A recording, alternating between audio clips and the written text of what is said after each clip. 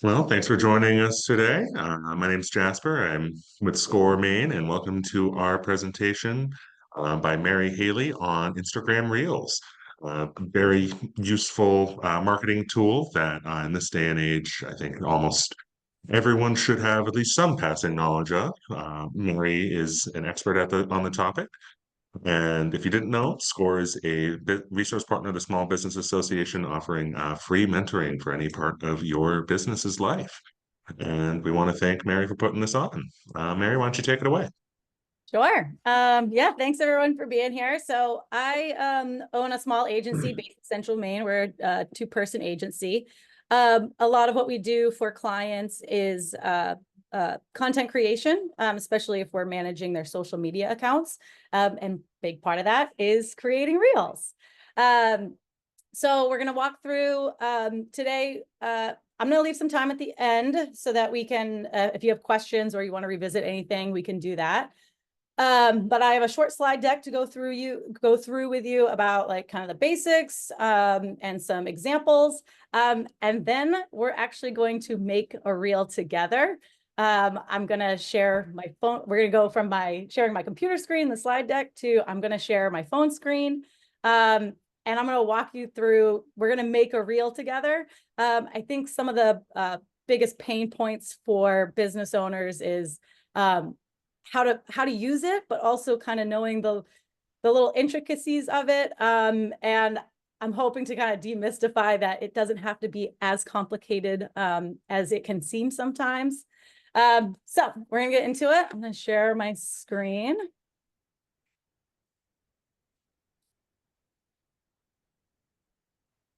Okay, and then I'm gonna put this in full screen. Okay. So what we're going to cover today is we're going to go over what reels are, some social media marketing basic review, creating variety of reels while staying on brand, some of my top 4 priorities when I'm thinking about starting to create a reel, how to earn reach, and how that kind of works, how to gain reach with reels, and then we're going to make a reel together. So what are reels? Reels are short form videos. And short form is really videos of a max of 90 seconds, so a minute and a half. Long form videos is really, you're sort of getting into the 5-minute and above mark. The in between of a minute and a half to 5 is sort of a gray area. I wouldn't really call them short form, but I also wouldn't quite call them long form.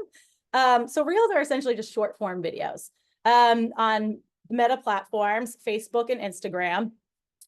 They were launched as a competitive product to TikTok. While short form video is not a new thing, TikTok was the biggest, made it as popular as it is now.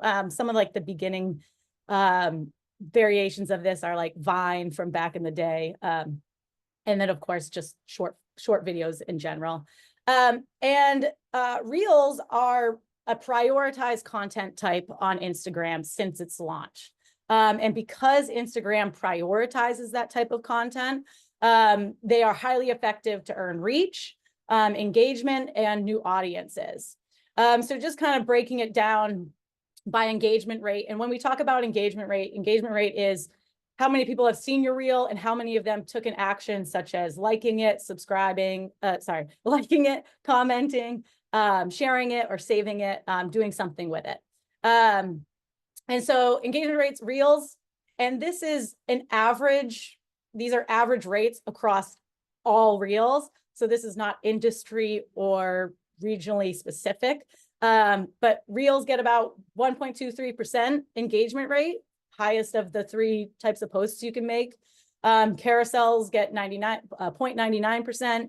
Image posts. And so carousels, for those who don't know, are multiple photos in one post. A single image post gets 0.770% engagement rate. An average engagement rate of what you're looking for, again, this is across all industries. Everything is 1 to 3%. That's considered average. Anything below 1 is not that great. Anything above 3 is awesome. Smaller brands, and I'm going to get into this a little bit later on another slide, but smaller brands tend to do better engagement rates. Typically, the clients I work with we're looking at, we get anywhere from 3 to 7 engagement rate, but we also have smaller following. It's a little bit of a numbers game and a little bit of what kind of following you have that can kind of change that. But if you're working in the 1 to 3% engagement rate, you're doing pretty good. How you calculate that is so you can do it by post, or you can do it, all your posts over the month, but you're going to take all your total engagements. So that's, like I said, your likes, your comments, your shares, your saves. You're going to divide that by your total reach. So that's all the people who have seen that post. And then you're going to times it by 100 to get your engagement rate. Like I said, you can do this by post. You can do it by post type. You can do it by just all your posts in 1 month. You can get these numbers either in the Instagram app or on the Meta Business Suite. There are, I think, like on Instagram in the back end, I believe they show you like number of accounts engaged and stuff, which is a good thing to look at. But if you want to get your engagement rate, it's usually a manual process, but it doesn't take long. So kind of just doing a brief overview of social media marketing in general. You want to choose the right platform for your business. Don't get sucked into every new platform that comes to market. I know when TikTok first exploded, everybody was like, should I be on TikTok? I gotta get on TikTok. I gotta get on TikTok. You have to consider a lot of things before you get on a platform. The demographics and psychographics of your audience. How old are they? What are their interests? What are their buying habits? What are their values? That's going to help determine what platform you should be on. For example, Facebook tends to skew a little older. Instagram gets a little bit younger, and TikTok gets a little bit younger than that. What kind of content you have, that's going to determine it as well. If you have a lot of pictures or video, Instagram and Facebook are going to be great. If you only have video, you're not going to want to do TikTok. And if you're really link heavy, like you're constantly sharing links to your blog, your website, your products, Facebook's link friendly. You can put the links right in the descriptions, even in their reels, as opposed to Instagram, which is not super link friendly, and you can only use links in direct messages or on your stories. And then what do you sell? And can you sell it online? Is it a product, or is it a service-based thing? That's going to probably kind of determine where you want to be. And then what are your resources? That's time, money, what content you have available to you. And I always say, if you don't have a lot of time or a lot of money, pick one that's going to relate best to your audience and be really good at that. It's much better to be awesome at one platform than mediocre on a bunch. And so if you don't have a lot of time to dedicate to social media marketing, pick the platform that's going to work best and go with it and really kill it on that space. And so how do you create engaging content? So reels tend to be very trend heavy. I'm sure if you've ever scrolled, you'll see trends and people doing certain things in a certain way constantly. Chasing trends is not a sustainable strategy. It's very time consuming. It's very labor intensive. And it's just not going to be sustainable. So when you see a trend pop up, you can use it. I usually incorporate them as a complementary strategy to the overall social media strategy. So, if you see a trend that relates directly to what you do, then you can do it and add it in and use it as a successful tool. But like I said, using that as your primary strategy of just constantly trying to find trends and replicate them is not going to work. Engaging content is good quality content. People are going to engage with stuff that is good, obviously. And what does that mean? Your quality doesn't mean that it has to be a cinematic video, but you really should Google some photography tips.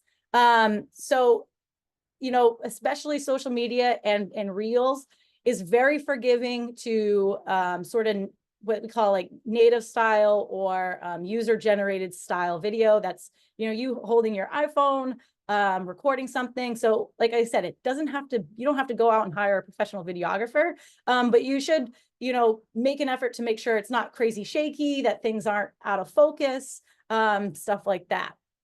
And so the three things of in your content that's good, that you want high quality, is, like I said, the media itself, so the video or the picture. You know, the music is another factor in this. This is where you're going to see the little music icon. You know, making sure the music fits and it's not, you know, it kind of fits your overall vibe, what you're trying to do. And then your caption as well. You know, captions, don't use ChatGPT unedited.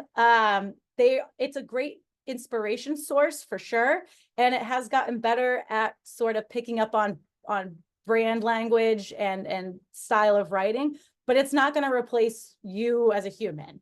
And when I scroll through social media, I can instantly identify a ChatGPT caption, probably just because I'm well versed in it, but it's not going to sound like a human. So when you're writing your captions, think about what you want to say, have a purpose, tell a story, be relatable, be interesting, and be relevant, and write like you would want to read, like write like a human. And you want to balance all your content with kind of generally speaking, three types of content. You have growth content, nurture content, and sales content. And people use various different words for that type of stuff. But your growth content is going to be something that's highly shareable, that you've created with a purpose of hoping that people are going to share it with others or save it for later use.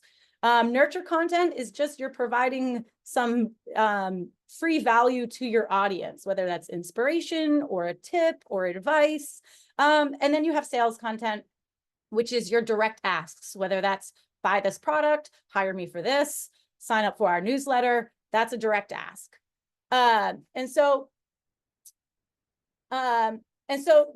Using these screenshots I have as an example, this is a client of mine. They're a destination management organization. So we actually don't sell a service or a product. We sort of just basically motivate people to visit a region. And so this one here is a good example of what would be kind of considered a nurture content. It's a very nice, interesting sequence of video about fiddlehead season. And our caption is simple and sweet, you know, hello fiddleheads coming to a stream bed near you. That's just something that we put out, you know, mainly we're directing it to our followers, reminding them of this unique season, yada, yada. This is what we call more of a growth piece of content. This is basically a trip itinerary to a local spot. And this was one of our better performing reels of last summer. I think it was like maybe the best one of last summer. And it's a good example of this type of content in that we have really interesting video media that's being created in the reel with a really detailed explanation in the captions. And then I can't play it for you, so you can't hear the music, but this is like a good nurture content, good growth content. And then we also do not pictured is, you know, sales content, which for sales for us is, you know, requesting a guidebook or something like that, or joining our email list. But when you're thinking about your social media marketing, you really want to push out value so that when you ask your audience to do something for you, they're more likely to do it. And so this is an example. What we're going to go over is how you can create a variety of different reels while staying on brand. You want to have a little bit of variety so that people are always, you know, seeing something not necessarily new, but always interesting. And BrewMate is one of my favorite two examples to use in marketing talks, because they really do a really great job of being very diverse, staying on brand, and knowing their audience very, very well. There's a saying that when you try to talk to everybody, you're talking to no one. So the better you know your audience, the better engagement you're going to get. And BrewMate is very targeted about who their audience is. You know, a lot of kind of, I don't know if you'd call them woo girls, or, you know, girls who love big cups, like that Stanley Cup audience. They're very targeted in who they're trying to reach. And so I'm just going to quickly read that middle paragraph about BrewMates. This is their brand mission statement. We believe in the power of a moment. We fuel connection and enhance your daily routine. No matter what you're into, we have a solution that will make the experience even better, more interesting, and a lot of fun. And so these are three great examples. And these are just screenshots. But so this is a reel where you know, the three drink club checklist, and these are all the drinks, and it's a reel about what this person is putting in all three of their BrüMate mugs. And that's very relatable to their audience. The whole video shot is literally just this, with the mugs being set down as it goes. So a very simple video that created massive engagement. And their little engagement bait here is that their audience are the type of people who need 3 drinks at breakfast, you know, or like you go into a diner and you're like me, when I go into a diner, I'm like, I need a ginger ale, a cup of coffee, and maybe a mimosa. So you got, you know, people who need multiple drinks, and that's their audience. And so that little, even that content in itself is an engagement hook. And then they made this reel, and this is a really neat tool in Instagram Reels, where you can make a reel in response to a comment.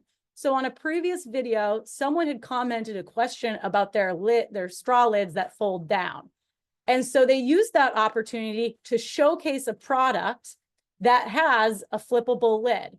And so this is another really interesting way you can use Reels to answer customer questions and show people that you're listening to them. And then we have this one, which is just a basic recipe, a recipe video of making this specialty drink in their BrüMate mug. And so these all relate back to that brand and back to their audience. And if we had to break this down, this would probably be a nurture content. This would probably be considered growth content, and this would be considered a sales content. But you can see how they stay on brand with what they're doing while creating variety in their reels and providing lots of different value for free, essentially. Okay, so this is where we're going to get into these those kind of 4 main things that I initially think about when I'm creating a reel. Timing of music, the music itself as well, experimenting with transitions, creating strong openings, and then prioritizing quality over complexity. And I'm just gonna play like the beginning of each of these so that you can kind of see the example of what I'm talking about. So with timing of your music, and you'll see this when we get into making a reel. And what's our time? I want to make sure that I leave enough time to do this. Okay. Intrinsically, your brain and your eyes will like and appreciate a reel better when the scenes line up with the music level, whether it's a high or low level, in terms of like crescendos and descendos. I'm messing up my music terms, but and then also moving from one shot to another with different beats or changes in the music. And this is a good example of how we did this. Can you guys all hear that? Is someone, I don't know if I don't know how to, yes, okay. Awesome. Yeah, sounds good. Okay, sweet. And so then we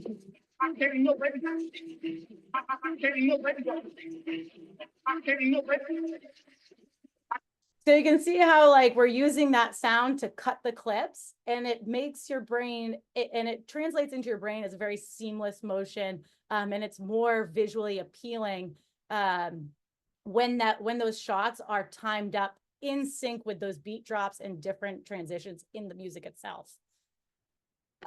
So experimenting with transitions. This is kind of a little bit more complex one. It's actually simpler than it seems. But you can use transitions to kind of create sort of like some really interesting content. But you also want to, when you're moving from one shot to another in a reel, you want to make sure that they flow seamlessly. So, you know, if you're panning a shot, like taking a pan that you're moving your camera around, that's going to look better moving into another shot than if it was just a static shot moving into a static shot. So if this one's moving in and then this shot is also moving or moving back, it's going to visually be more appealing for people to watch. That being said, any sort of movement in your shot. And we're actually going to see it in just a second with this strong opening as well, because it's a really good example of just movement in your shot as well will also help the transition from one shot to another. And so this is just something I made on my own actually a couple years ago, because I was basically trying to learn how to do this type of transition. Sorry, it's going to be a little weird in this. It's a quiet video, but.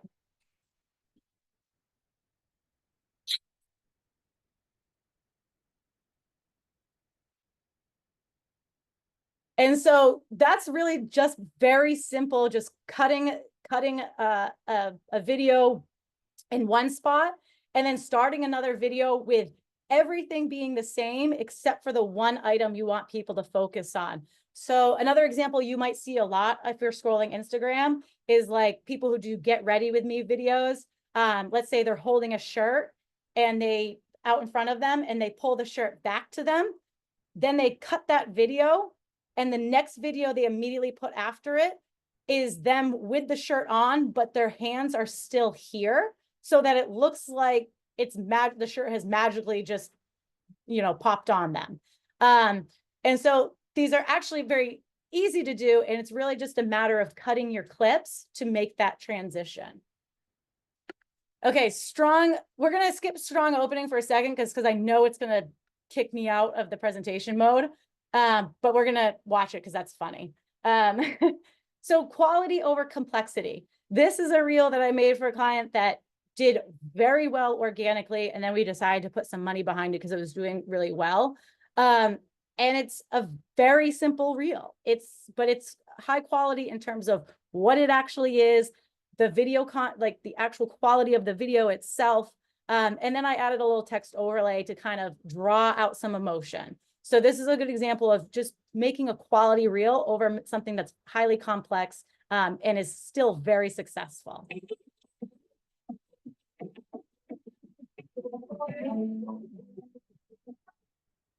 So the whole thing is just one shot. And like I said, we put some text overlay on it to kind of draw some emotion out of people. And it got very good engagement. Actually, a couple of people were like, oh my God, I was so scared she was going to drown.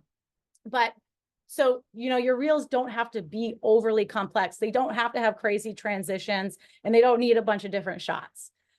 The last thing that I think about is what the opening is going to be. They say, you really should be able to grab your viewer in the first couple of seconds. You'll hear everyone say that people have super short attention spans. I don't think that's true. I think people have selective attention spans, which means if they're not instantly interested, they're not going to want to spend their time watching the rest of it. And for small businesses with very passionate following, that goes very well for them because they're interested in what you're doing. If someone's interested in what you're doing, they're going to want to watch the whole reel. But you do still have to hook them in the beginning. And you can do that in a variety of different ways. One thing is opening up your video with some sort of movement or something that grabs people's eye. And this is just going to kick us over to Instagram for a second. Flowers are starting to look tired from all this heat. Comment lemonade for an art. So you don't have to necessarily have to hear what he said, but that hair flip instantly grabbed people. It actually was a great little engagement hook because people just thought it was pretty hysterical. But what made that work was him flipping up into the frame and doing a movement, doing some sort of motion and having movement in the frame while he's talking about the article that he wants people to read. And so this reel got huge engagement. He's a client of mine. These reels always outperform any other reel we post. And outside of the ManyChat hook that he's trying to promote, this reel got a ton of engagement in itself of just the hair flip, because it's a very interesting little piece of it, but it's the movement itself that grabbed people. Okay, how to gain reach with reels. We're gonna get through this in 6 minutes. That should leave me 15 minutes for us to do a little reel together with. And then we have 15 minutes for questions. So how to gain reach with Reels. Like I said, Instagram prioritizes Reels as a content type because it's a competitive product to TikTok. And so because they prioritize them, they're going to push them into feeds. They're going to push Reels into feeds over other types of posts, which is the carousels and single image posts. They enjoy higher engagement rates, typically because video is always, in general, more engaging than static images. That's just the nature of the media. Excuse me. And small brands actually get the highest view rates. That's typically because, as I've mentioned a couple of times, smaller brands usually have much more passionate and dedicated followers than people like Coca-Cola. And so when you post a reel, depending on your size, you're gonna get a lot of view rates from your followers, in addition to some newer view rates. The important metrics you want to look at really with Reels is your comments, your saves, and your shares. Likes are good, but really, if you want to gauge how well your reel is doing and whether it's connecting with people, is through those other the comments, saves, and shares, because those are very high value metrics. It doesn't take a lot of effort to like something on a social media feed. It does take effort to share it, to save it, to comment on it. And so those metrics are going to indicate whether people find value in your reel. Using trending audio and as many in-app tools as possible. So trending audio, these are just sounds that are becoming popular. You can find them early or you can find them late in the game. I usually try to find ones that are kind of early, and you'll know that by the video. You'll be able to see video count, which I'll show you when we make a reel together. So I typically try to use a trending audio just because it helps boost view rates, unless I've found a song that really connects with what I'm making. But I typically try to use a trending audio. And then use as many in-app tools as possible. If it's easier for you to create a video on a video editing app, do it. That's okay. I'm going to show you how to make the reel in-app, and then adding text and stuff to that video. Instagram says that they really like people to use as many of their tools as possible. And the idea being that if you do, potentially they'll push your reel more. I've experimented with this a couple times. I've never noticed a huge, much of a difference. So whether that's true or not, I honestly can't say. But if you can use in-app tools as much as possible, do it. You never know. It might help you out. Use original content. Instagram is really prioritizes original content. So don't use other people's content, especially if don't plagiarize or steal content. That's bad. But like avoid a lot of stock video or stock images, and use as much original stuff that you've made or had made for you as much as possible. Include those engagement asks in your caption or on screen. Like we saw in that other video with the hair flip, there's an engagement ask there to, comment, because he's using a ManyChat software to comment a certain word to get this article that's going to send them to a website, blah, blah, blah. Or, you can even do something even more simple of, an engagement ask of like, save this post if you're planning a 2025 wedding. And now you want to don't try to be as least cliche as possible with these things. Like, what's your favorite something, try to get a little more inventive. And the difference with this engagement ask that I've included on screen, save this post if you're planning a 2025 wedding, is number one, you're asking them to take a very high value action. And they're more likely to do it if you've included the 2025. If you can make this as relatable and specific to the person you're talking to as possible, the more likely they're going to do what you ask or take some sort of action. If you say, save this post if you're planning a wedding, someone could be like, I don't know, yeah, maybe like 2 years or whatever. But if you say, if you're planning a 2025 wedding, now you've zeroed in on those people. and you've made it very relevant to them.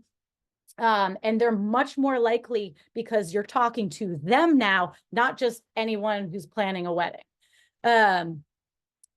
And so yeah, moving on, people connect with people. If you can include yourself in reels, do so. Like I mentioned with that video of the hair flip, we do a lot of reels on that account. The most successful ones are ones where he's in them talking. I'm not saying you have to be in every video or every reel or even talk. But like when I do content creation for my clients, especially the destination management clients that I have, when we go out into the field to get content of a mountain or foliage or whatever, you'll see a lot of videos with me, selfie style shots, video shots of me and them, because people want to see people. People connect with people, and this is social media. This isn't media buys on TV networks. And reels actually have longer lifespan than image posts. So they like, you'll see that even I've had reels that, the first couple weeks didn't really do anything. And then the next thing I know, they're starting to gain traction. They're getting likes, they're getting comments. And so they have a longer lifespan on the platform than an image post. And be patient. Be patient in practice. I look back at some of the first reels I was making for clients, and they make me cringe. I hate looking back at them because I'm like, they're terrible. So I mean, they're probably fine. I think they're terrible now, but be patient and experiment and put out whatever you've made, even if you think it's terrible. I've put out videos that I've spent hours on, like an hour making a reel, and I'm like, this is the most insightful, beautiful reel I've ever created in my life. It's going to be amazing. And then it just sort of like doesn't really go far. And then I'll see a reel that I've made that took me 15 minutes. And while it is good, it's like, I didn't think that it was as amazing as this other one I made, or that I put a ton of time and effort into. And it's much simpler in its complexity, and it exploded. So sometimes you honestly just don't know what's going to hit and what's not. And you just have to start putting it out there, even if it's not perfect. Like I said, my first reels, I don't think were great at all. And I do not like to look at them. Don't try to go viral. Going viral is actually very detrimental, because you'll get all these followers who actually don't relate to your brand, and then your engagement goes down. So it's actually not a good thing. And be real and be genuine in your reels.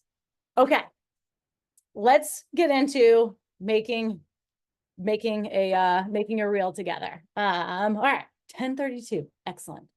Okay, so I'm going to stop sharing this screen, and if you guys bear with me just a second, I'm going to share my phone screen so we can do this. Share screen.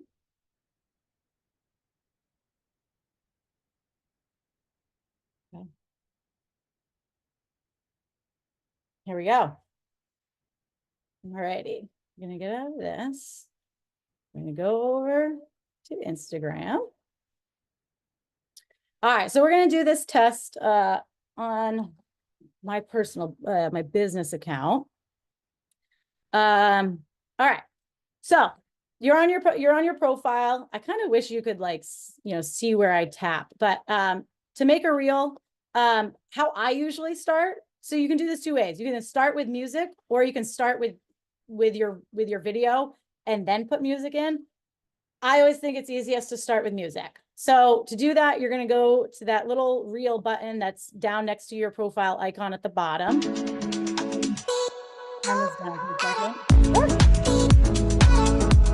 Okay. Since I started using Taylor, my business. I'm just not going to go very far before it's trending audio. And how you know it's trending is at the bottom. You can see that text that's scrolling through. There's an arrow next to it, and that means it's a trending song. So we're going to click on this, on the little icon now in the right that has the little music. I'm going to click on that. Mary, if you don't mind, could you just turn your phone volume down a little bit? We can't hear you over the audio of it. Okay. I actually think what I'm going to do is. Oh, you're muted now.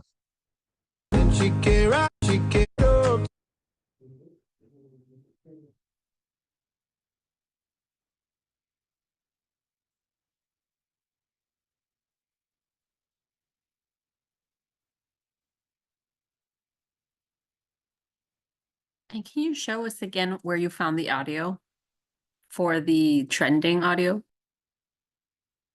Your microphone's still muted, Mary.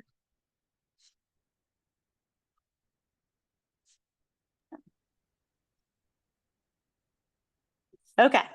Now you guys can hear There me, we go. yes? Yeah. Okay. We're gonna go there. I'm gonna mute my computer.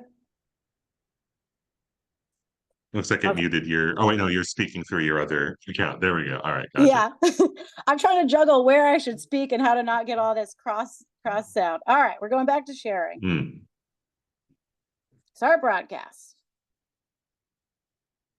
Excellent. Now we're gonna go back. Okay.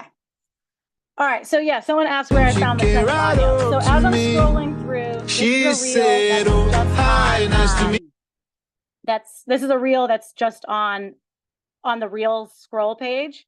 And so you can tell it's trending because at the bottom where you see the little text going across in that gray box, there's an arrow next to it. That tells you that the audio is trending. So then you're gonna go, so then I said to use this audio, you're gonna go to that little square on the right. Everyone still with me? They can hear me? Yes. Yep. Okay. Cool. And so now you can see all the videos that have been made with it. And you can see at the top, it says 36.3 reels. That's how many people have made reels with this song. And you see it says it's trending. So to use this, you're just going to hit use audio. And now we're into this space. It's showing my camera. And to upload video that you've taken, you're going to go to this little corner screen, this little square in the bottom left-hand corner. That's going to show you all your photos and video. I have already made an album with video, so we don't have to search through stuff. I just have to find where I put it, right there. So you would just scroll through your phone app or whatever and find whatever videos. I made an album of videos so that this was easier on all of us, of just random things that we're going to put into this video, into this reel. And so I'm just going to start clicking them. We're going to put, I don't know, do that one. We'll do the bison. He's cool. Yeah, we'll do bison. Doesn't matter. All right. And so now we have all of our stuff loaded up in here. And this is where we're going to get into editing. So you can see at the bottom, there's the edit video. And this is, and so this is really your main workspace. Instagram is going to automatically make every clip 2 seconds long. And so how I always do it so that you can see the music is what, like the sound bars of the music, is you just use the 2 fingers and you use it to zoom in, just like you'd zoom in on a photo. And now you can see this sound bar shows you the little drops in the music, like the beat changes in the music. And, you know, I'm not like super science nerdy that I can tell what everything is. So I always have to play it. And actually, I don't know why. There we go. Okay, here we go. And of course, I can't hear the music now. Yeah, unfortunately, it isn't coming through this time. Yeah, I don't know. I don't know why that happened. All right, it's okay. We're gonna have to try to do it without the music. And then and maybe I'll attach a screen recording of the final video. But because what matters is how you do this. So I'm gonna try to do it from my knowledge of sound waves. But so you're gonna look at this music and I'm gonna see that this is probably a beat change. And so this is when you're timing your clips to move with beat changes in the music.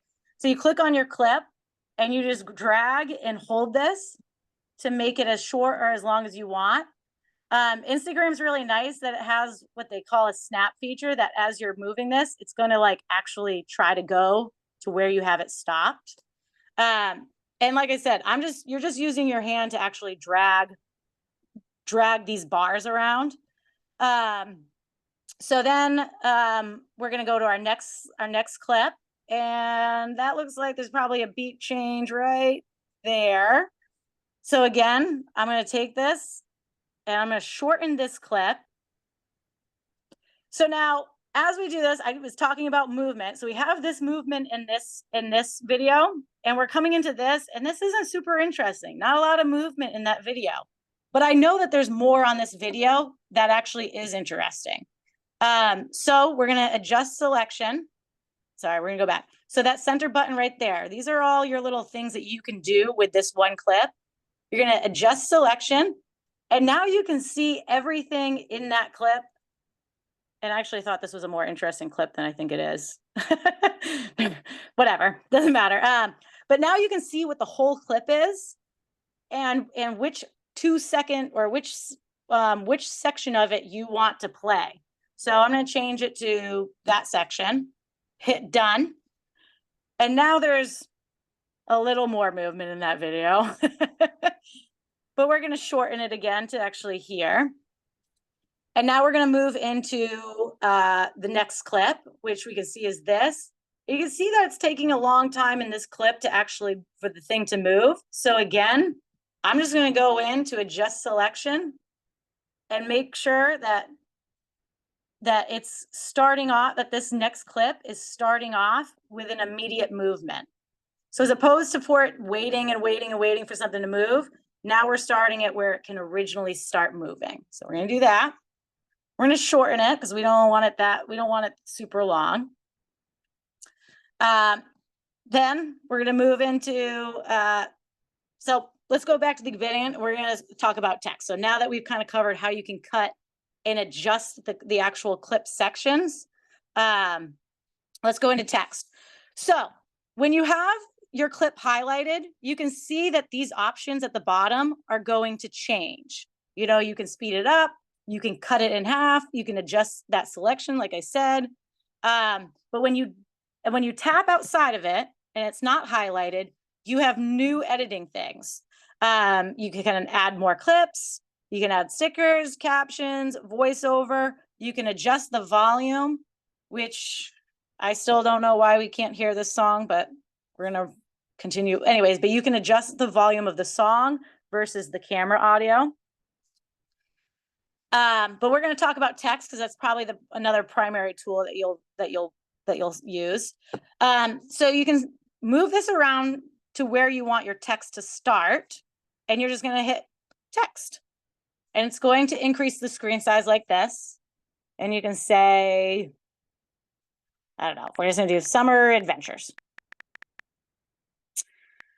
So you've typed it in, and you have all these little different options of types of text. You can scroll through them. I'm a big serif font fan, so we're gonna stick with this one. So you picked your font. Now you go up to this top, and you can see that there's a couple options here. Your color one is you pick what color you want your font to be. You can use this little dropper tool to actually pick the colors that you want if you want to get a little more customizable. And once you picked your color, now you're going to go up. So we're back. That's the type of font. And then this little A with the star, those are effects. And you actually tap it multiple times to change whether you want a background over your text, you want to switch that background, no background, outlined, different outline. And so you're just tapping this little A multiple times until you get what you want. So we're going to leave it like that. The next A with the looks like wind arrows. I know I have very technical terms on these things. The next A, that's animation. So you can make your text move and do things, which I don't know why it's not working. We're going to actually take this off. Now we're going to see why. Of course. Well, this is cool.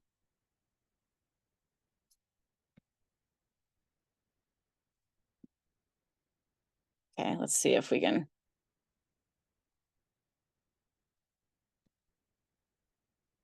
well, this is upsetting that this is not doing what it needs to do.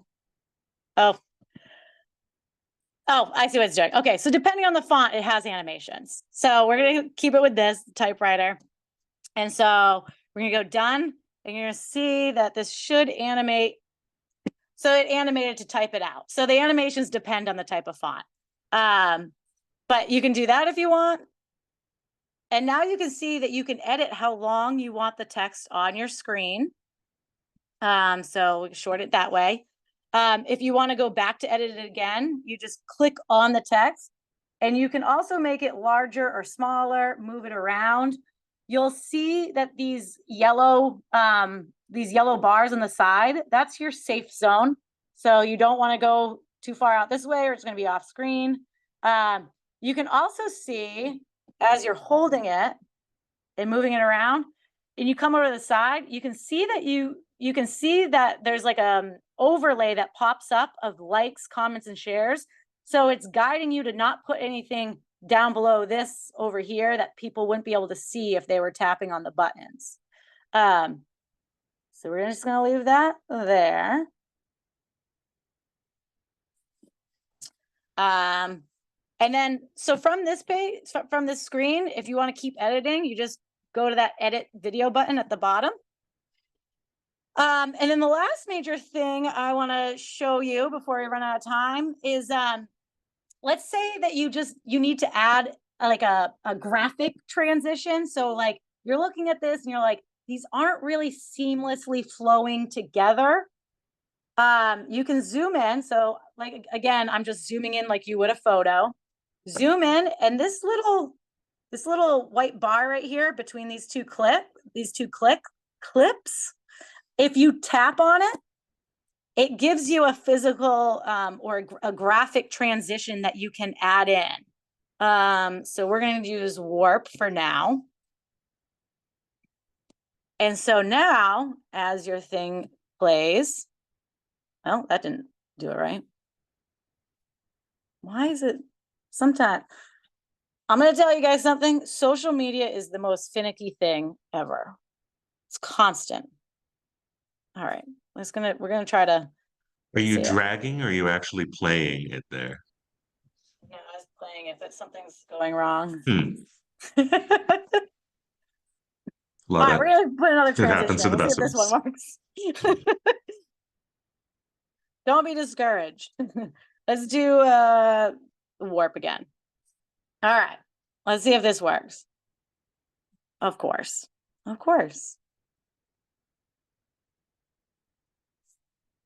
Let's try a zoom. Okay, so you can add transitions in. I swear it actually works. I did this the other day. But this is where you would find those transitions. Why it's being not working for me, I can't tell you. But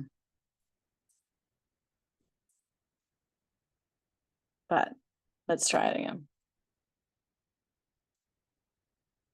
I don't know why it's doing that.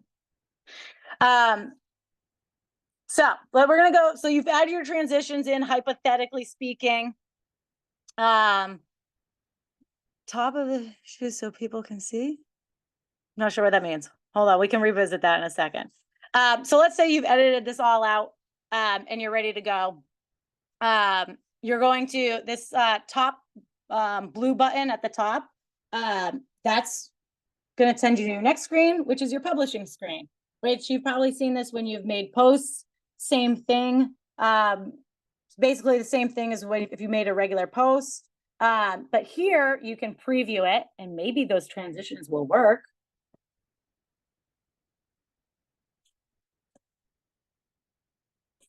Awesome. Maybe you have a transition, you know? What's that? I think the gist is there. If it, sorry. Yeah. And so you sometimes can hypothetically problems. preview it. Yeah. I don't know why my thing's being finicky today.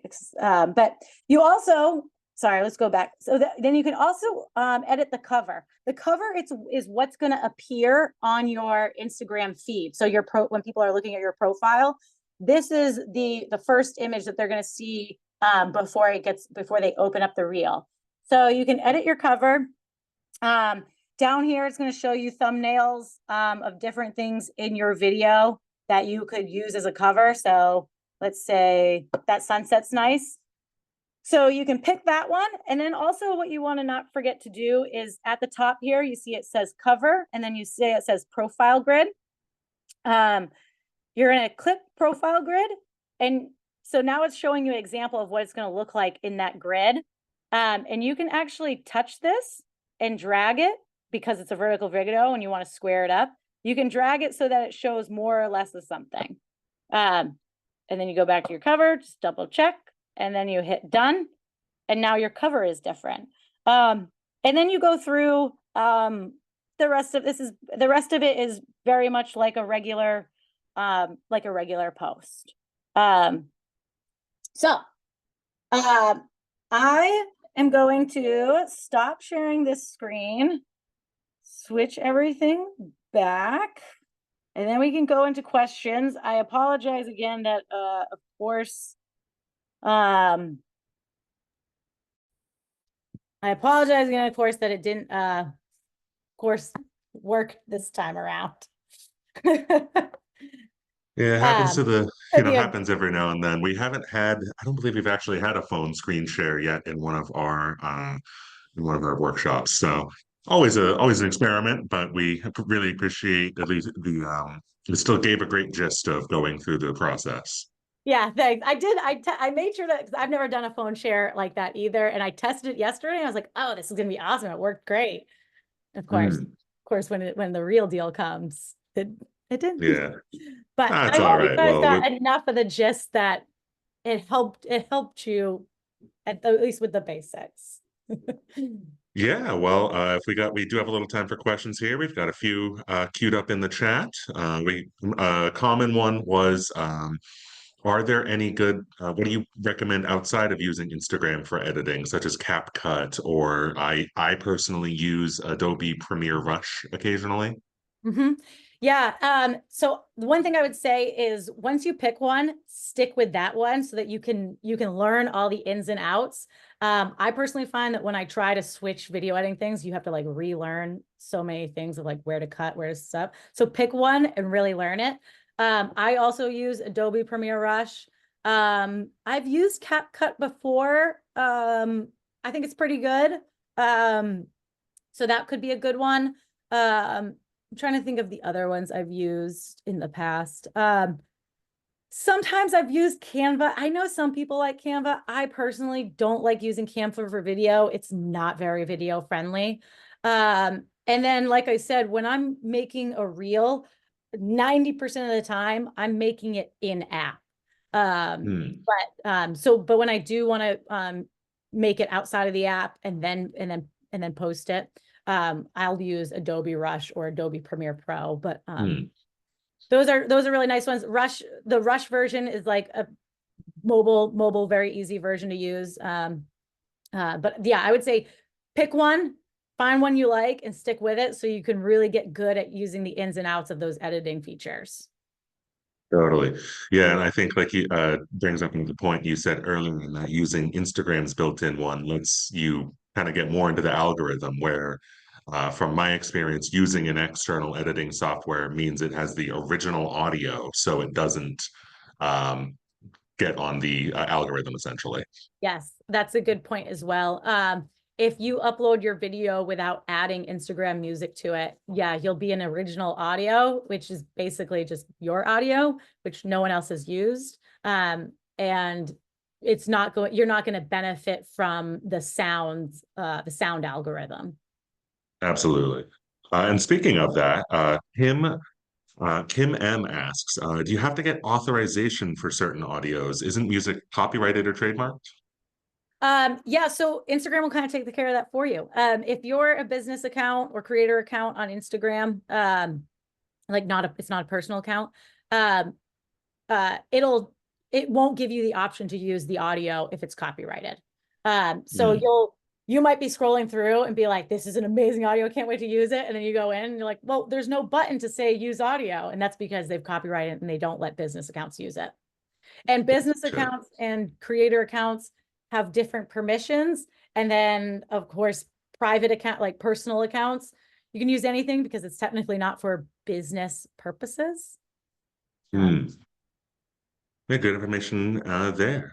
Julia D, do you have any tips making reels when your brand doesn't necessarily have a lot of opportunities to make user um, like kind of customer engagement video style videos?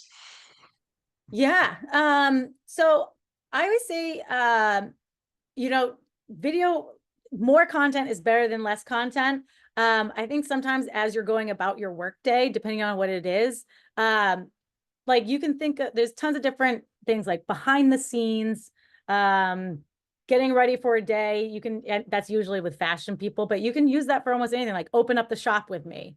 Start videoing almost anything that might be relatively interesting that you think. And if you've never made a reel before, you might just want to start testing out what people like to watch. Posting stuff and seeing how people react is really how you're going to nail down what your audience wants to see. So yeah, if you don't have a ton of customer engagement already that you like let's say you're going to make a reel to reply to, like a reply reel, like that example I had earlier. Just post whatever you think is interesting about your day. You probably have some interesting, things that you think are interesting about your own business or your own day. And if that is relatable, or you think it might be relatable, put it out in the universe and see how it goes. Absolutely. And Jennifer Cooley, in response, the chat that came up a little bit while you were in the process, had a great example of that. A retail client of theirs was having trouble with foot traffic. Their location's a little hidden. So Jen said, if the problem is getting people in there, let's show them how to get there. Made a reel of herself or walking down the sidewalk right into the store. Yeah. Jen also says sometimes it's helpful to reflect on the questions or inquiries you receive a lot and create content that answers them. Yes, that's actually a really good point. And that's like, it relates to that example of BrewMate, like, and a lot of companies do this, is if someone's asking a question about a product in the comment section, make a reel answering it. Or if you just happen to see a lot of the same things going on in your comment section, like kind of the same topic, same train of thought, make a reel talking about it or addressing it. Totally. Andrea S. asks, is there a benefit to tagging your city in your post? For example, Andrea had a social media specialist tell them to always tag they're in New York, which I don't think that's necessarily a great method. Yeah, so that location tagging is really, you can certainly search by location on Instagram. I don't think it's a highly usable search thing.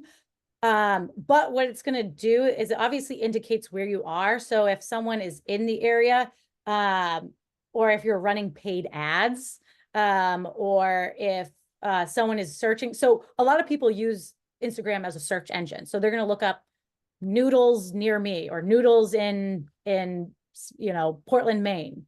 And having that location tag could help you essentially show up potentially.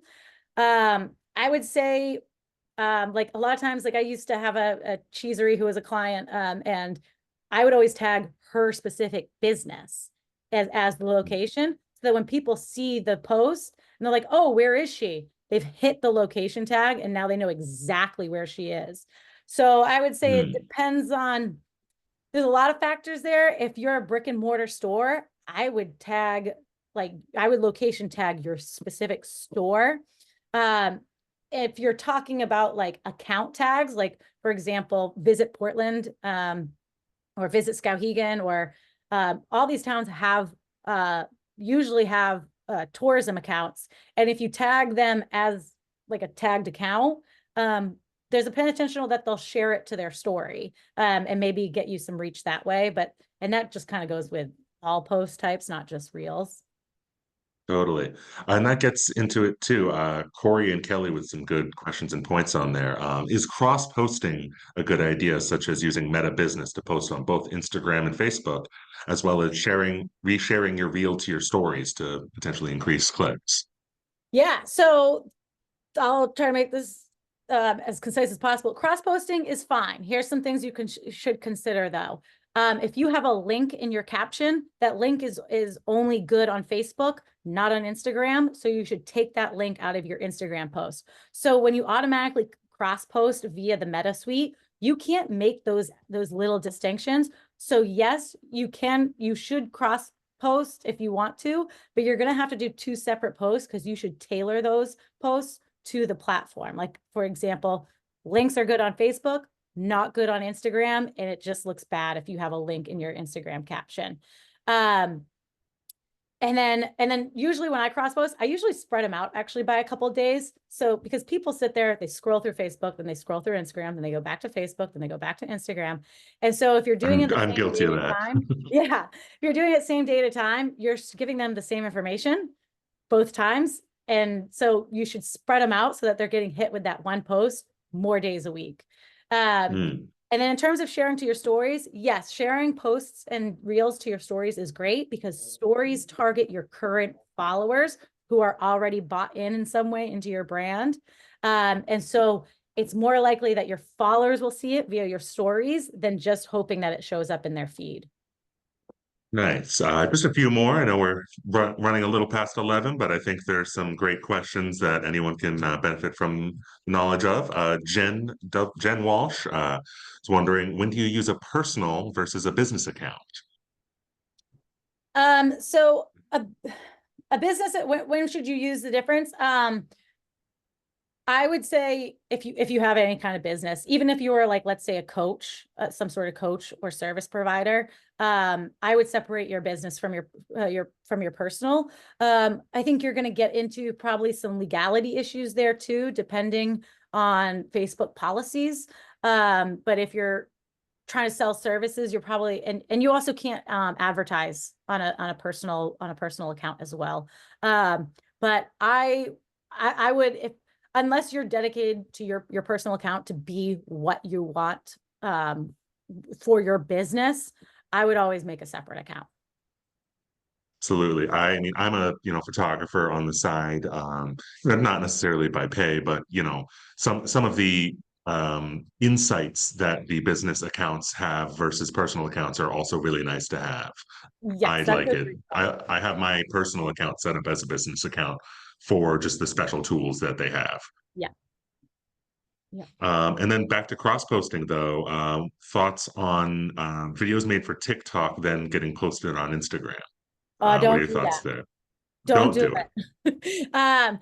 Only because it's a little bit of a different video style, I think. But all that aside,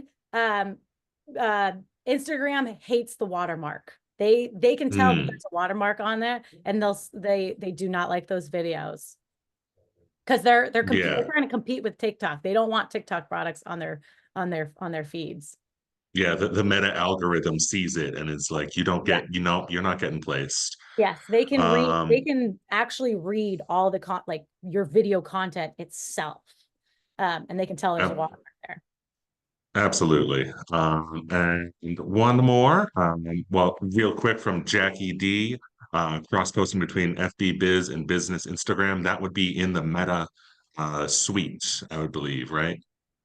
Yeah, so when you go into your Meta Suite, if you create a post, you'll see that there's a drop down and you can click what you want. But like I said, they don't allow you to like make the same post and then tweak each individual one a little bit. So you do have to like make a Facebook post, copy and paste it, then make an Instagram post, copy and paste it, but take out the link or something or whatever is not going to work on Instagram and then post it that way. But so it's not, I wouldn't recommend just hitting the cross post or posting the same thing to each one. Definitely tailor it, but it's still really quick to do if you're just in the Meta Suite and you're like, busting out content. Totally. And last but not least, from Lydia, with a great question about how do you use the reply to comment feature when making a reel? Yeah, so when you go into the comments, so you'll see the comment, it says reply, and you just hit reply and it should give you an option. So it'll give you an option, reply as comment or reply as comment or reply with reel or something. Hmm. And I think that should be good for all accounts now. Sometimes they roll out features, like one account might, some accounts get a certain feature before other accounts, but I believe that's throughout all accounts now. And then just a few quick ones rolling in here too. Are there length limitations to reels? Yep, max is 90 seconds. Gotcha. And someone was sharing that they can't seem to share things to their story anymore, and potentially there may be some algorithm changes that have brought carousel posts back into the limelight a little bit. I haven't heard anything about the carousel post. As far as not being able to share to stories, I know when I said that like social media is glitchy all the time, I mean that it's glitchy all the time. And there are times where I've gone to share something and I'm like, where the heck is that share button? And I can't find it forever. It might be that.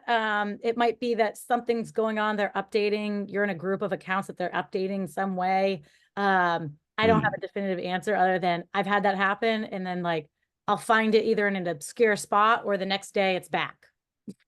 Yeah, I found too sometimes, like say you're on a reel here, it's down in this bottom bar and you have to like slide over to it in order to find the share to story button. Yeah. And As well like as yeah, and like I said, with like the carousel posts. Sorry, yeah, I've had glitches sending those out too. Like it never seems to send the right one, but sorry. Well, you used to be able to reshare someone else's with some comments of your own, and now it only lets you do a note.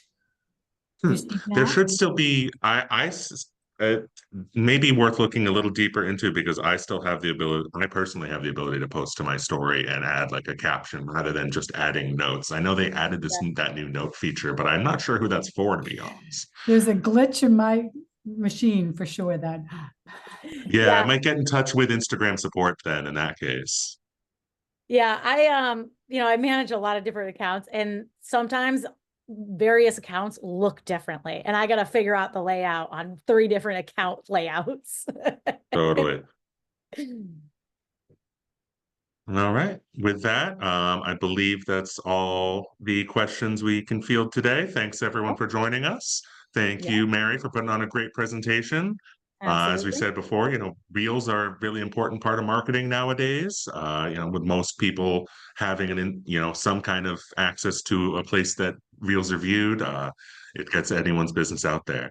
I just want to remind everyone, if you don't already have a SCORE mentor, you can get one for free at score.org. We're here for any part of the life of your business. And I wanted to thank Mary one more time for putting on a great presentation. Yeah, thank you all for coming. Had a lot of fun. I hope you did too. I did. Thank you. All right, bye everyone. Bye.